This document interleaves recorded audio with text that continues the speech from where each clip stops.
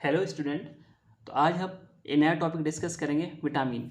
Vitamin NEET point of view से बहुत ज़्यादा इंपॉर्टेंट है। इससे हर साल एक क्वेश्चन आता ही आता है। चलिए इसको देखते हैं, ये कितने प्रकार का होता है और कौन कौन से विटामिन होते हैं।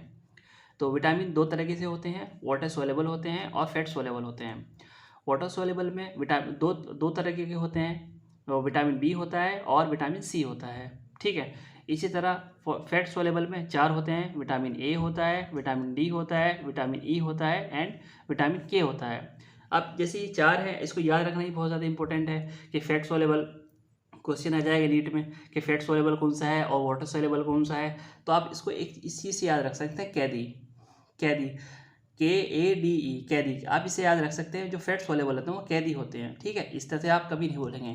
इसी तरह वाटर सोलेबल में दो होते हैं, विटामिन बी होता है और बी के बाद क्या आता है, सी। तो विटामिन बी और विटामिन सी वाटर सोलेबल होते हैं। ठीक है, अब फर्दर हम इसको एक करके डिस्कस करते हैं। अब देखिए, विटामिन बी जो होता है वो 8 टाइप का होता है। ठीक है, अब विटामिन बी जो है, सबसे पहले हम विटामिन बी देखेंगे जो एट टाइप्स का होता है। Vitamin B1, B2, B3, B5, B6, B7, vitamin B9 and vitamin B12। ठीक। अब इसी का जो B1, B2, B3 जितने भी हैं, ये 8 टाइप के हैं। इसका कुछ साइंटिफिक नेम भी होता है, उसको भी याद करना बहुत ज़रूरी होता है, क्योंकि एग्जाम में डायरेक्टली क्वेश्चन आ जाता है कि कौन सा किसका नाम है, कौन सा किसको रिप्रेजेंट कर रहा है। जैसे कि B1 का जो साइंटिफिक नेम होता है थियामिन, B2 का राइबोफ्लेविन, B3 का नियासिन, B5 का पेंटोथेनिक एसिड, B6 का पायरोडॉक्सिन, B7 का बायोटिन और B9 का फॉलिक एसिड एंड B12 का कोबाल अमीन। ठीक। अब जैसे कि ये 8 टाइप के हो गए, ये इसका साइंटिफिक नेम हो गए। अगर बॉडी के अंदर किसी की भी डिफिशियंसी होगी, उससे जो डिसीज़ होंगी उसके बारे में डिस्कस कर लेते हैं। अगर बॉडी के अंदर में विटामिन B1 की डिफिशियंसी हो रही है तो उससे कौन सी डिसीज़ हो जाएगी, बेरी। अब बेरी क्या होता है, बेरी बेसिकली होता है कि मसल्स वीक हो जाती हैं। ठीक है, उसके अलावा नमनेस आ जाती है, मसल्स का वीक होना, नमनेस होना और चलते चलते चक्कर आना, इसको बेरी। तो बच्चों, B1 की वजह से जो डिफिशियंसी होगी वो बेरी हो जाएगी बॉडी के अंदर। B2 से ड्राई स्किन, मतलब स्किन एकदम ड्राई हो जाएगी, ज़्यादा सिम्टम्स दिखाई देते हैं बॉडी में।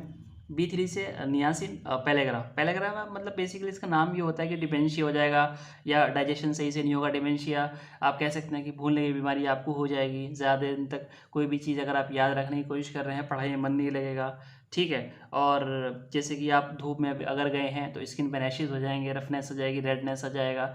तो ये सब सिम्टम्स होते हैं पैलेग्रा के बॉडी के अंदर में। ठीक है, उसके बाद आता है B5 से इसकी मतलब बॉडी के अंदर बहुत ही कम रेयर होती है डिफिशियंसी, इसीलिए इसे रेयर कहते हैं, मतलब इसमें होता ही नहीं है, इसके लिए इसलिए यहाँ पे रेयर लिखा हुआ है।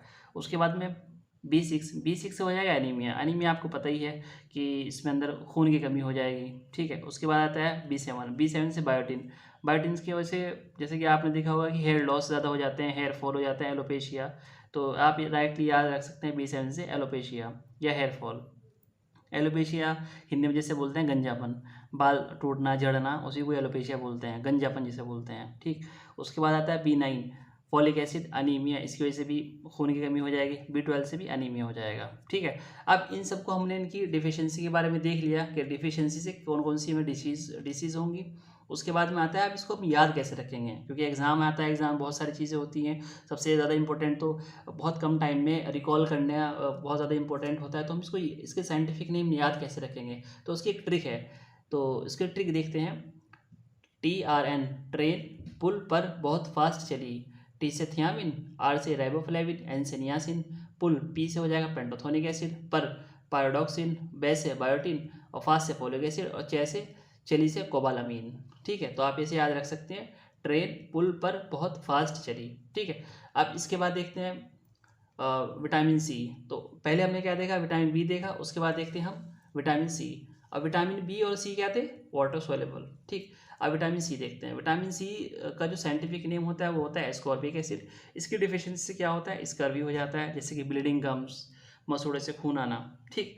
उसके बाद में आता है फैट सोलेबल। फैट सोलेबल में कौन कौन से आते हैं बताइए। फैट सोलेबल में चार आते हैं, vitamin A, vitamin D, vitamin E and vitamin के। ठीक, अब उसको भी देखते हैं। विटामिन ए का जो नाम होता है रेटिनॉल होता है, इसकी जो डिफिशियंसी होती है बॉडी के अंदर, नाइट ब्लाइंडनेस। नाइट ब्लाइंडनेस जैसे कि ये समझ सकते हैं आप, रात मतलब कम रोशनी में कम दिखाई देना, रात में कम दिखाई देना, तो कम रोशनी है उसमें भी हम कम दिखाई दे रहा है, ठीक है। और जो है साफ दिखाई नहीं देना, उसी को नाइट ब्लाइंडनेस कहते हैं। विटामिन डी जो होता है उसका जो साइंटिफिक नेम होता है कैल्सीफेरॉल होता है। उसकी डिफिशियंसी से कौन सी डिसीज़ होती है, रिकेट्स होती है। विटामिन ई का जो साइंटिफिक नेम होता है टोकोफेरॉल होता है। इसकी जो डिफिशियंसी से क्या होगा, इनफर्टिलिटी हो जाएगी। और विटामिन के, इसका जो साइंटिफिक नेम होता है फाइलोक्विनोन होता है, ठीक। इससे क्या हो जाएगा, ब्लड क्लॉटिंग डिसऑर्डर। अब यहाँ पे तो एक टर्म आया है क्लॉटिंग, ठीक। अब क्लॉटिंग किसे कहते हैं, क्लॉटिंग उसे कहते हैं जैसे कि मान लेते हैं आपकी कहीं चोट लगी है, ठीक, एक्सीडेंट हो गया है, कोई चोट लगी है, जैसे घर में भी कभी लग जाती है या फिर कैसी भी लग सकती है, तो उसमें ब्लड जो है बहने लगता है। अब जो ब्लड को रोकने का काम करता है वो विटामिन के करता है, ठीक। तो उसी को क्लॉट बोलते हैं, जमना जिसे कहते हैं, तो ब्लड क्लॉटिंग डिसऑर्डर। अगर ये विटामिन के की डिफिशियंसी अगर हो गई तो खून जो है जमेगा नहीं, वो बहता रहेगा, उसी को ही क्लॉट बोलते हैं। तो विटामिन के बहुत ज़रूरी होता है, मतलब ओवरऑल सारे ही बहुत ज़रूरी इंपॉर्टेंट होते हैं, ठीक।